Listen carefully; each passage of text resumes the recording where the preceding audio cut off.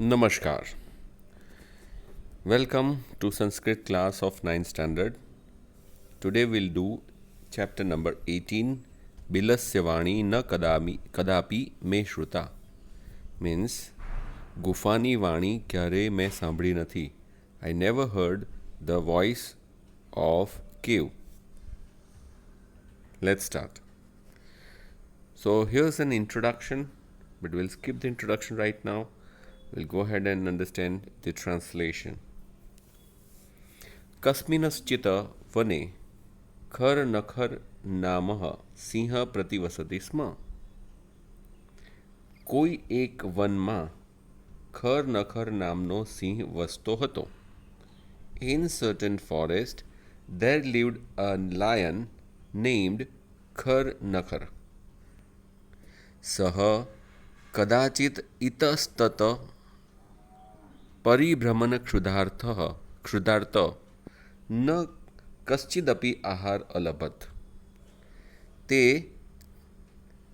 ક્યારેક અહીં તહીં ભટકીને ભૂખ્યો થયો, પણ કોઈ પણ પ્રકારનો આહાર ન મળ્યો. અલભત, લભ એટલે મેળવવું, અલભત એટલે ન મળ્યો.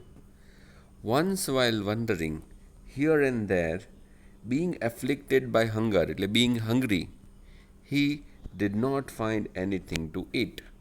તો અહીં તહીં ક્યારેક વન્સ અ વાઇલ અહીં તહીં ભટકવાને કારણે ભૂખ્યો થયો, અને ભૂખ લાગવાને કારણે ભૂખ લાગી છતાં પણ એને કશું પણ ખાવાનું મળ્યું નહીં. કિંચિત અપી આહાર, કિંચિત એટલે કશું પણ આહાર મળ્યો નહીં.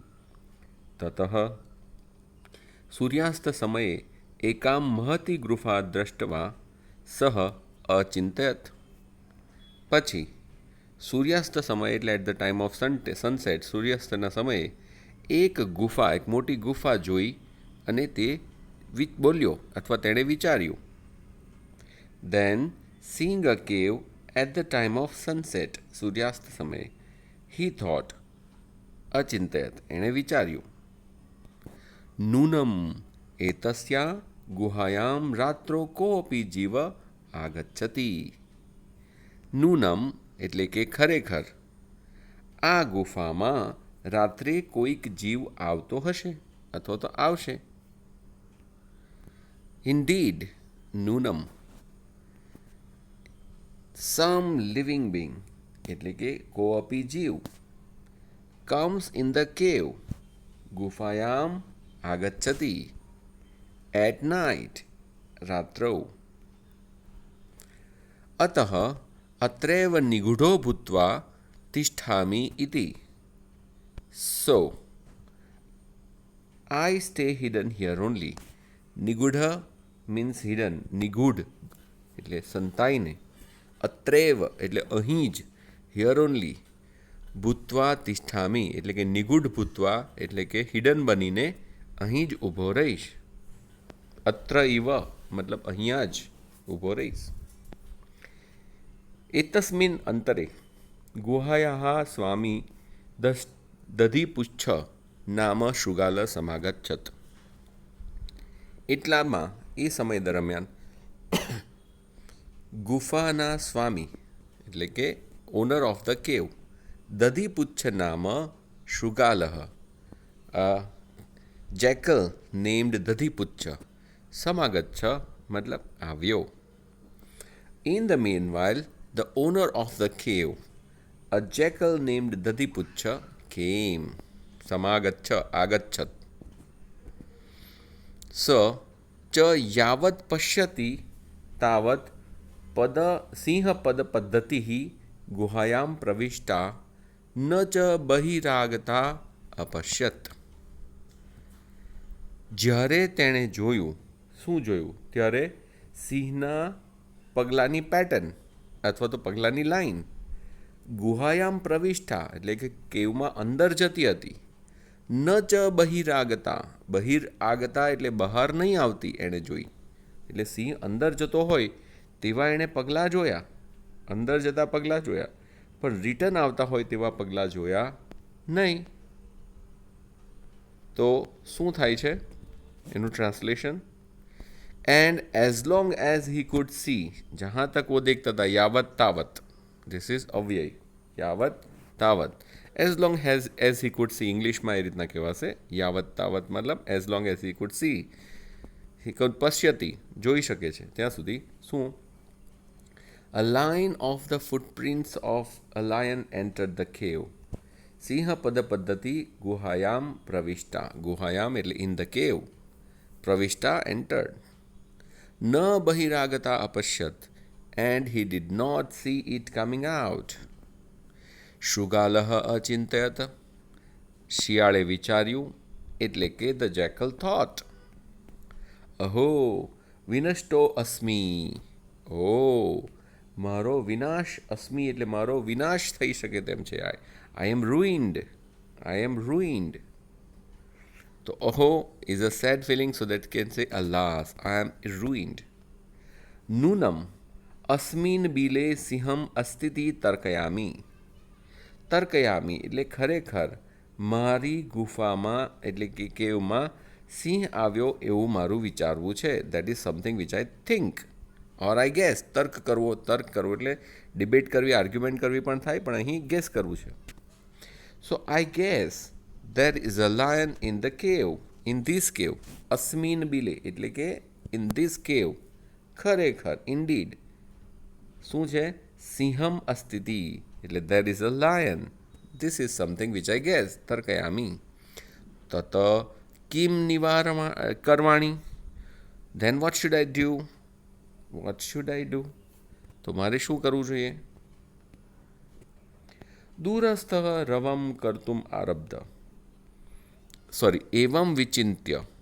થિંકિંગ સો, આવું વિચારીને. દૂરસ્થ રવમ કરતું મારબ્ધ. સો દૂરસ્થ એટલે દૂર રહીને, સ્થ એટલે રહેવું, દૂર રહીને અવાજ કરવાનું આરબ્ધ એટલે ચાલુ કર્યું. Thinking so, standing far from the cave, he started making a sound or he started crying. રવમ એટલે રવ એટલે અવાજ થાય, પણ એ ક્રાઇંગ કહી શકાય. શું કહે છે જોરમાં? ભો બિલા કિમ ન સ્મરસી યન્મન્યા ત્વયા સહ સમય કૃતોસ્તિ યત તદહમ બાહ્યાત પ્રત્યાગમિષ્યામી તદા ત્વમ મામ આકરિષ્યસી. તો આપણા વચ્ચે તો ડીલ થઈ છે. ઓ કેવ, તને યાદ નથી? કેમ નથી યાદ આવતો? કિમ ન સ્મરસી, શું તને યાદ નથી? Don't you remember? યન્મન્યા ત્વયા સહ સમય કૃતોસ્તિ. So there is an agreement between you and me. તારા ને મારા વચ્ચે તો એગ્રીમેન્ટ થયો છે. યન્મન્યા ત્વયા સહ સમય કૃતોસ્તિ. Do you remember? Do you not remember? Or you can say, don't you remember that an agreement has been made with you and with you. શું એગ્રીમેન્ટ થયેલો છે? That યદા અહમ એટલે યદા અહમ બાહ્યતઃ પ્રતિગમિષ્યતિ તદા means when I return after going out. બાહ્યત એટલે બહારથી, પ્રતિ આગમિષ્યામી એટલે રિટર્ન થવું, પ્રત્યાગમિષ્યામી રિટર્ન થવું એટલે when I return going out. તદા ત્યારે ત્વમ મામ આકરિષ્યસી. You will call out me. તું મને બોલાવશે. યદિ ત્વમ મા ન આહ્યસી તર્હિ અહમ દ્વિતીયમ બિલમ યાસ્યામી ઇતિ. જો તું મને ન બોલાવશે, તર્હિ એટલે તો, યદિ તર્હિ ઇઝ ઓલ્સો અવ્યય. જો તું મને નહીં બોલાવશે તો અહમ દ્વિતીયમ બિલમ યાસ્યામી ઇતિ, હું બીજા બિલમાં જતો રહીશ, બીજા કોઈ ગુફામાં જતો રહીશ. એટલે કે if you do not call out to me, if you do not call out to me, yadi tvam na ahyasi, then I shall go to another cave. તો હું બીજી કેવમાં જતો રહીશ. અથ એતત છુત્વા સિંહ અચિંતયત. એતત શ્રુત્વા. નાવ હિયરિંગ ધીસ, આ સાંભળીને સિંહે વિચાર્યું. The lion thought. નૂનમ એષા ગુહા સ્વામિનઃ સદા સમાહ્યાનમ કરોતિ. નૂનમ એટલે કે ઇન્ડીડ ખરેખર. એશામ ગુહા એટલે કે ધીસ કેવ. સ્વામિનમ સદા સમાહ્યાનમ મતલબ must be calling out to the owner. પરંતુ મદભયાત ન કિંચિત વદતી, પરંતુ મારા ડરને લીધે કંઈ બોલતી નથી. But being afraid of me it is not talking. મારે લીધે નથી બોલતી એને એવું લાગ્યું. તદ અહમ ધેન આઈ અસ્ય આહ્યાનમ કરોમી. તો પછી હું આ આહ્વાન કરીશ. આ આહ્વાન જે કરવાનું છે તે હું કરીશ. Then so I will call out to this. તદ અહમ સો તદ એટલે તેથી, એ પણ તમારો અવ્યય છે. અહમ આહ્યાનમ કરોમી તો અહમ આવે, તદ અહમ કરોમી પ્રેઝન્ટ ટેન્સ અને આપણે પોતે છે. એવમ સ બિલે પ્રવિશ્ય મે ભોજ્યમ ભવિષ્યતિ. ઇન ધીસ વે આ રીતે આ બિલમાં એટલે કે આ ગુફામાં પ્રવેશશે અને મને ભોજન મળશે. Future tense. In this way entering the cave બિલે પ્રવિશ્ય એ પ્રવેશવાને લીધે હી વિલ બી માય પ્રે એ મારું ભોજ્ય બની જશે, એ મારું ભોજન બની જશે. હી વિલ બીકમ માય પ્રે શિકાર બની જશે મારો. ઇત્થમ વિચાર્ય સિંહ સહસા શૃગાલસ્ય આહ્યાનમ કરોત. This thinking Iti વિચાર્ય the lion સહસા એટલે કે સડનલી શૃગાલસ્ય આહ્યામન કરોતી તો આહ્વાન કરવા માંડ્યું. આહ્વાનમ કરોત એટલે કે હી કોલ્ડ આઉટ ધ જેકલ. આહ્વાન કરવું એટલે બોલાવવું. સિંહસ્ય ઉચ્ચ ગર્જનસ્ય પ્રતિધ્વના સા ગુહા ઉચ્ચે શૃગાલમ આહ્યત. તો સિંહની ઊંચી અવાજની પ્રતિધ્વનિ એટલે કે ઇકો એ ગુફામાં પડ્યો અને ઊંચેથી શૃગાલનું આહ્વાન કર્યું એટલે કે શિયાળને બોલાવ્યું. The cave called out loudly to the jackal. But કેવી રીતના? કેવે નથી બોલાવ્યો, બટ પ્રતિધ્વનિ the echo of the loud roaring sound of lion. Loud roaring sound ઉચ્ચે એટલે મોટેથી લાઉડ. ઉચ્ચ ગર્જનસ્ય ગર્જના એટલે રોરિંગ ઓફ ધ લાયન એનાથી કેવે એને બોલાવ્યો. અનેન અન્યે અપી પશવઃ ભયભીતા અભવન. સો બીજા જે અન્ય અપી એટલે બીજા પણ જે પશુઓ ત્યાં હતા તે પણ ભયભીત થઈ ગયા એટલે કે ડરી ગયા. The other animals also got scared.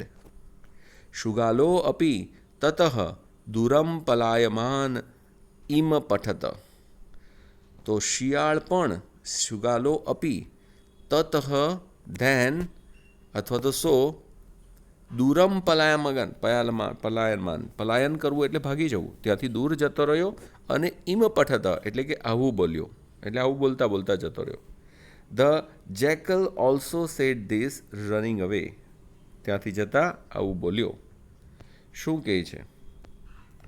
અનાગતમ ય કુરુતે સ શોભતે. He who takes action before things come to pass.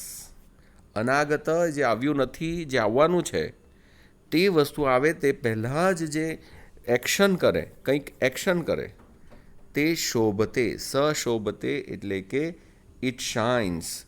એ જ વસ્તુ શાઇન કરે. He who takes action before the things comes to pass shines or say કે you can say lives happily. શોચ્યતે યો ન કરોત્ય આગતમ. he who does not provide for what is going to happen. જે પણ થવાનું છે તેના માટે કંઈ એક્શન ન કરે, તેના માટે કંઈ વિચારે નહીં, એના માટે બોધર નહીં કરે તો કમ્સ ટુ ગ્રીફ. એને શું થાય છે? દુઃખ થાય છે. એને દુઃખ થશે, એને તકલીફ થશે, ગ્રીફ. વને અત્ર સંથસ્ય સમાગતા જરા એટલે કે વનમાં જ ઓલ્ડ એજ કેમ over me while living here. આ જ વનમાં રહીને જરાહા એટલે કે ઓલ્ડ સમાગતા થયો. હું અહીં આ વનમાં જ રહીને હું જૂનો ઘરડો થયો કે આખી જિંદગી અહીંયા જ રહીને, એવું શિયાળ બોલે છે. પણ શું થાય છે? બિલસ્ય વાણી ન કદાપી મેં શ્રુતા but still I never heard the voice of the cave. મેં તો કદી સાંભળી નથી વિલસ્ય વાણી. એટલે આ વસ્તુ વિચારી મેં, પણ સિંહે એ વસ્તુ વિચારી નહીં અને એટલા માટે એ સિંહને શિકાર બનવાથી બચી ગયો અને સિંહે ભૂખ્યા જ રહેવું પડ્યું.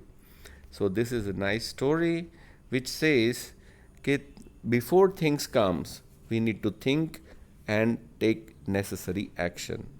Okay, so for now, goodbye. See you next time. Bye.